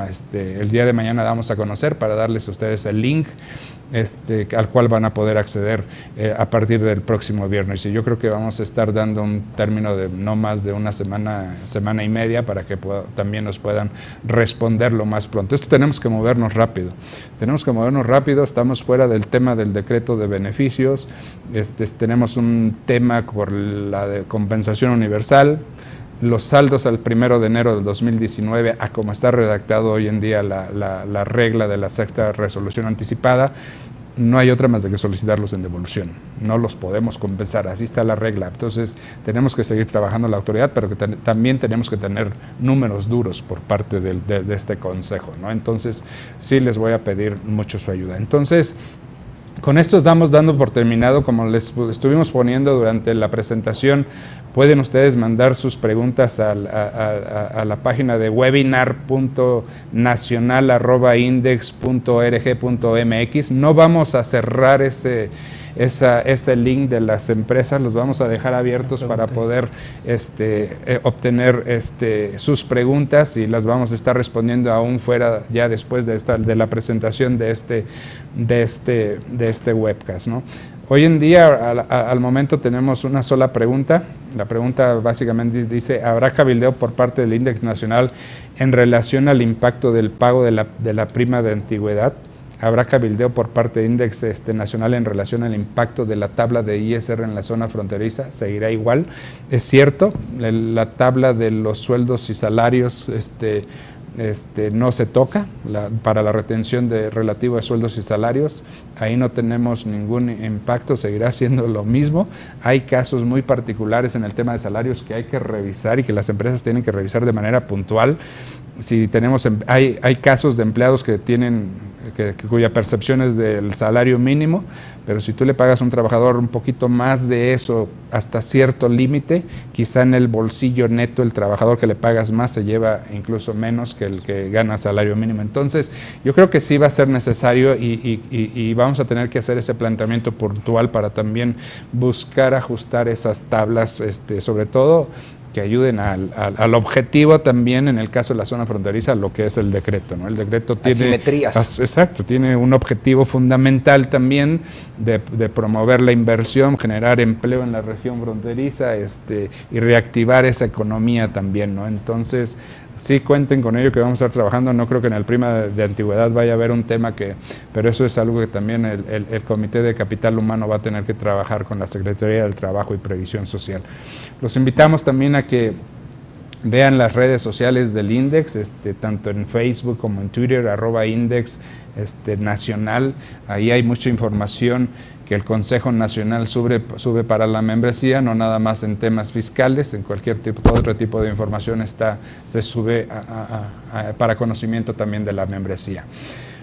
Es la información que tenemos, lo que queríamos transmitir a ustedes. Agradezco enormemente la participación de Juan Carlos Valles, la participación de Ernesto Campo. Al contrario. Todo muy grato de haberlos tenido con ustedes. Recuerden, la liga para sus preguntas se queda abierta.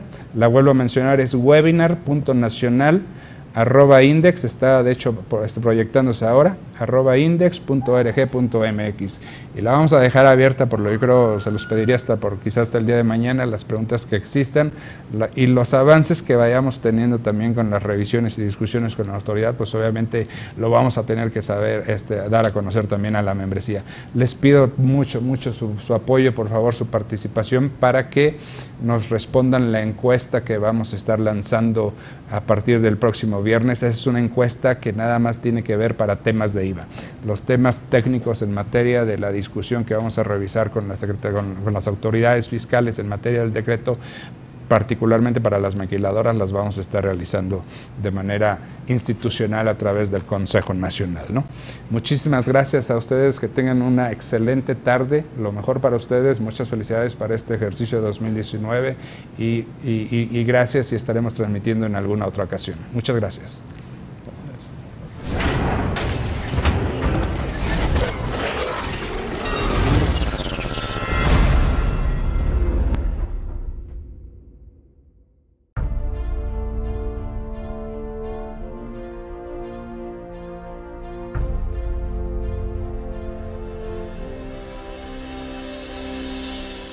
En el Consejo Nacional INDEX y sus 21 asociaciones, estamos listos para alinear y promover conjuntamente la modernización en el interés nacional, construyendo esfuerzos dirigidos para el crecimiento productivo de nuestra membresía.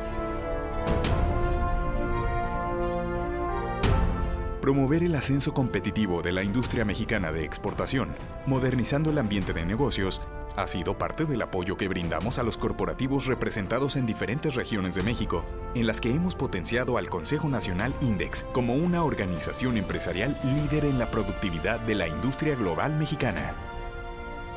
Los presidentes de INDEX, los consejeros nacionales, directores y las 21 asociaciones INDEX estamos cumpliendo con esfuerzos para desarrollar empresas exportadoras que cumplen para el encadenamiento productivo nacional con encuentros empresariales B2B.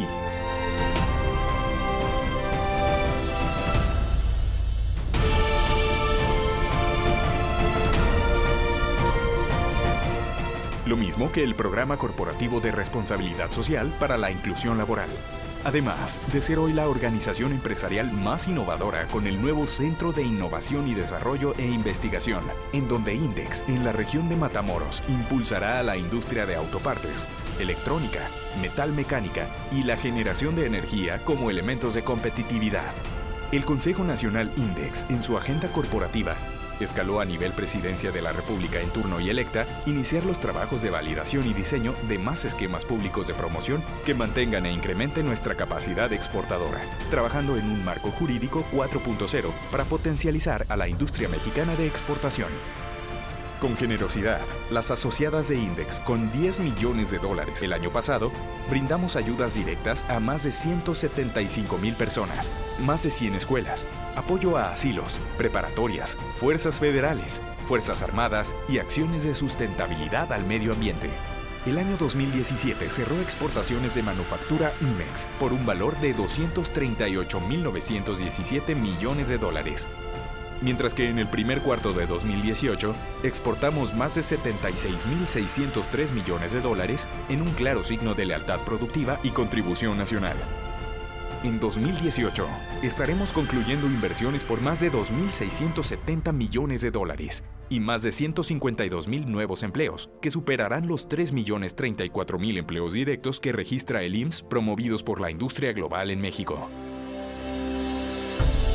Como desde hace más de 50 años, seguimos confiando en México. Es el orgullo de ser la industria de las industrias, la industria que manufactura a las grandes marcas para el consumo global. Consejo Nacional de la Industria Maquiladora y Manufacturera de Exportación INDEX.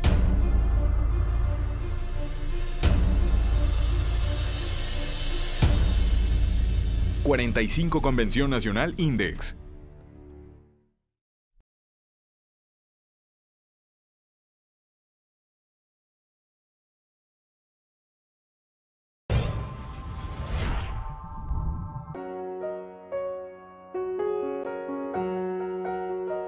Estamos muy contentos porque el día de hoy hemos renovado el convenio de colaboración con Great Place to Work México, una importante institución que nos permite estar midiendo y certificando el ambiente laboral y de los mejores lugares para trabajar en México. Hemos tenido el honor de contar el día de hoy con Michelle Ferrari para asignar este convenio y recibir una interesante plática que me parece que pudiera ser de manera muy particular del interés para las demás asociaciones del país. Quiero a través de este medio invitar a todas las empresas de la membresía de INDEX Nacional, a las 21 asociaciones, a que se sumen a usar los beneficios que este convenio de colaboración que hoy hemos signado para que sea en favor de toda la membresía de INDEX. Estoy seguro que así como hemos estado incursionando en temas muy importantes de la generación de empleo, de la atracción de inversión, del desarrollo de talento, de la generación de exportaciones, sea también este un eje estratégico para el desarrollo del talento y de nuestro capital humano en nuestras empresas y que siga siendo las empresas IMEX que forman parte del Consejo Nacional de INDEX los mejores lugares para trabajar, el sector y la industria más competitiva y más productiva del país. Los invitamos a que se sumen y participen de este convenio que hoy acabamos de firmar con Great Place to Work México. Muchas gracias.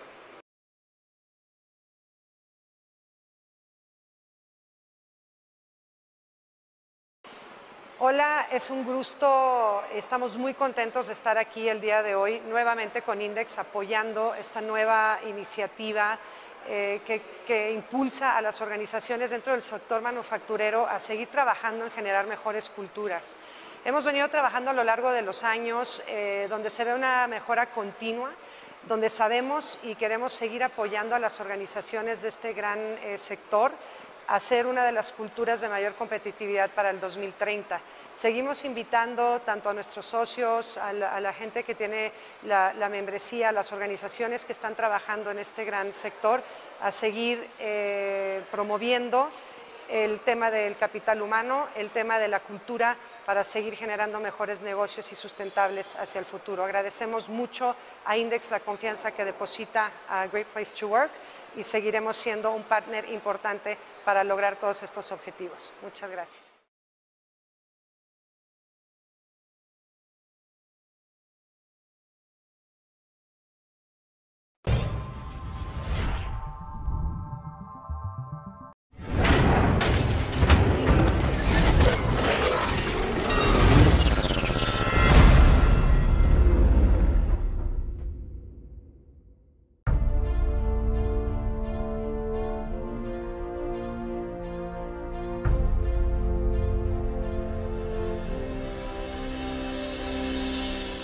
En el Consejo Nacional INDEX y sus 21 asociaciones, estamos listos para alinear y promover conjuntamente la modernización en el interés nacional, construyendo esfuerzos dirigidos para el crecimiento productivo de nuestra membresía. Promover el ascenso competitivo de la industria mexicana de exportación, modernizando el ambiente de negocios, ha sido parte del apoyo que brindamos a los corporativos representados en diferentes regiones de México, en las que hemos potenciado al Consejo Nacional INDEX como una organización empresarial líder en la productividad de la industria global mexicana. Los presidentes de INDEX, los consejeros nacionales, directores y las 21 asociaciones INDEX estamos cumpliendo con esfuerzos para desarrollar empresas exportadoras que cumplen para el encadenamiento productivo nacional con encuentros empresariales B2B.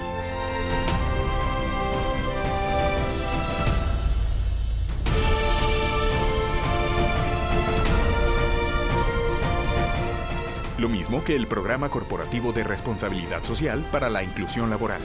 Además de ser hoy la organización empresarial más innovadora con el nuevo Centro de Innovación y Desarrollo e Investigación, en donde INDEX, en la región de Matamoros, impulsará a la industria de autopartes, electrónica, metal mecánica y la generación de energía como elementos de competitividad. El Consejo Nacional INDEX, en su agenda corporativa, Escaló a nivel Presidencia de la República en turno y electa, iniciar los trabajos de validación y diseño de más esquemas públicos de promoción que mantengan e incrementen nuestra capacidad exportadora, trabajando en un marco jurídico 4.0 para potencializar a la industria mexicana de exportación. Con generosidad, las asociadas de INDEX, con $10 millones el año pasado, brindamos ayudas directas a más de 175,000 personas, más de 100 escuelas, apoyo a asilos, preparatorias, fuerzas federales, fuerzas armadas y acciones de sustentabilidad al medio ambiente. El año 2017 cerró exportaciones de manufactura IMEX por un valor de $238,917 millones. Mientras que en el primer cuarto de 2018 exportamos más de $76,603 millones en un claro signo de lealtad productiva y contribución nacional. En 2018 estaremos concluyendo inversiones por más de $2,670 millones y más de 152,000 nuevos empleos, que superarán los 3,034,000 empleos directos que registra el IMSS promovidos por la industria global en México. Como desde hace más de 50 años, seguimos confiando en México. Es el orgullo de ser la industria de las industrias, la industria que manufactura a las grandes marcas para el consumo global. Consejo Nacional de la Industria Maquiladora y Manufacturera de Exportación INDEX.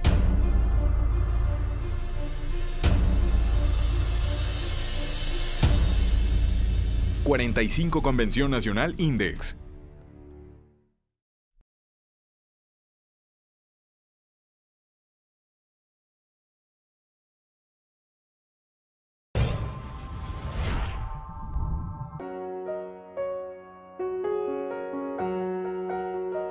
Estamos muy contentos porque el día de hoy hemos renovado el convenio de colaboración con Great Place to Work México, una importante institución que nos permite estar midiendo y certificando el ambiente laboral y de los mejores lugares para trabajar en México. Hemos tenido el honor de contar el día de hoy con Michelle Ferrari para asignar este convenio y recibir una interesante plática que me parece que pudiera ser de manera muy particular del interés para las demás asociaciones del país. Quiero a través de este medio invitar a todas las empresas de la membresía de INDEX Nacional, a las 21 asociaciones, a que se sumen a usar los beneficios que este convenio de colaboración que hoy hemos signado para que sea en favor de toda la membresía de INDEX. Estoy seguro que así como hemos estado incursionando en temas muy importantes de la generación de empleo, de la atracción de inversión, del desarrollo de talento, de la generación de exportaciones, sea también este un eje estratégico para el desarrollo del talento y de nuestro capital humano en nuestras empresas, y que siga siendo las empresas IMEX, que forman parte del Consejo Nacional de INDEX, los mejores lugares para trabajar, el sector y la industria más competitiva y más productiva del país. Los invitamos a que se sumen y participen de este convenio que hoy acabamos de firmar con Great Place to Work México. Muchas gracias.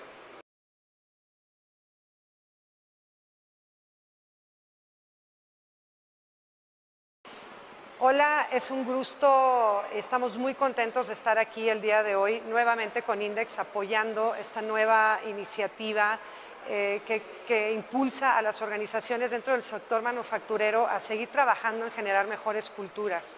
Hemos venido trabajando a lo largo de los años donde se ve una mejora continua, donde sabemos y queremos seguir apoyando a las organizaciones de este gran sector a ser una de las culturas de mayor competitividad para el 2030.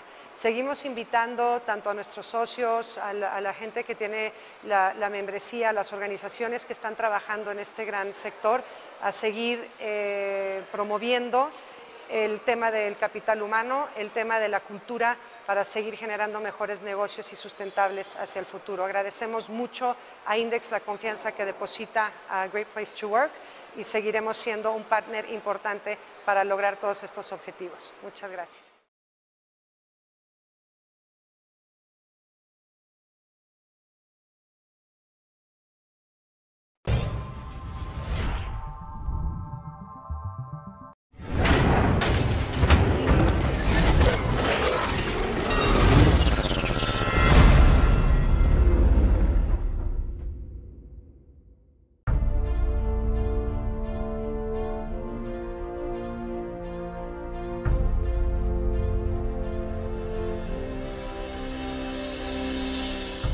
En el Consejo Nacional INDEX y sus 21 asociaciones, estamos listos para alinear y promover conjuntamente la modernización en el interés nacional, construyendo esfuerzos dirigidos para el crecimiento productivo de nuestra membresía. Promover el ascenso competitivo de la industria mexicana de exportación, modernizando el ambiente de negocios, ha sido parte del apoyo que brindamos a los corporativos representados en diferentes regiones de México, en las que hemos potenciado al Consejo Nacional INDEX como una organización empresarial líder en la productividad de la industria global mexicana. Los presidentes de INDEX, los consejeros nacionales, directores y las 21 asociaciones INDEX estamos cumpliendo con esfuerzos para desarrollar empresas exportadoras que cumplen para el encadenamiento productivo nacional con encuentros empresariales B2B.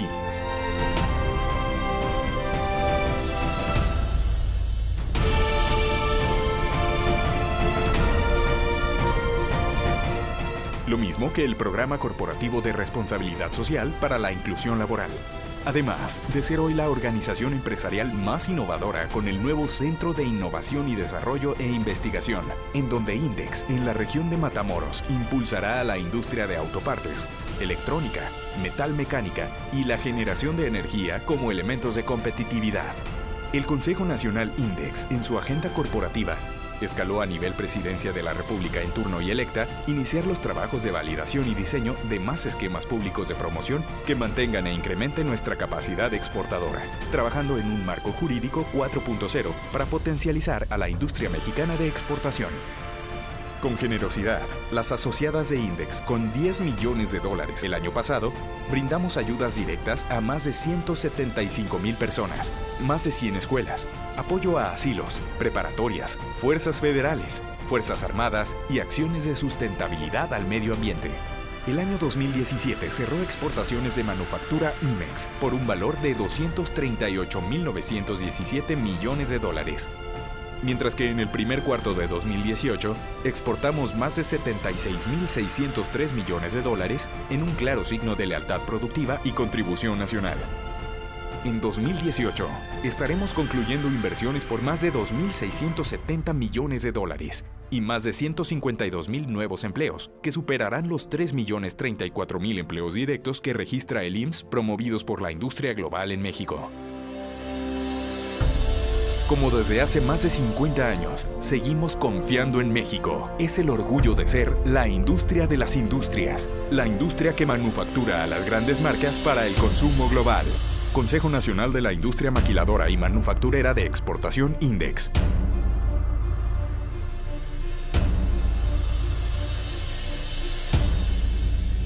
¡45 Convención Nacional INDEX!